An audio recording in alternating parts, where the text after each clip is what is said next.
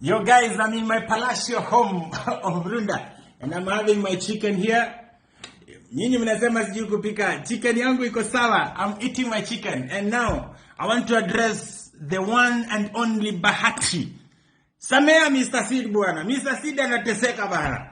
Mr. Seed ako na shida nyingi sana bwana. Magari kupost pale si za ukweli.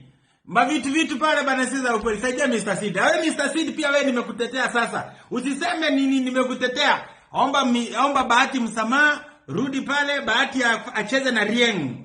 Bahati acheze na Rieng, uingie mbogi ya Bahati, mko sawa. Kwa sababu shida Mr. Seed shida zitakumaliza. Ukisema niko na magari, niko na manyumba na hauna. Nini bwana? Omba msamaha.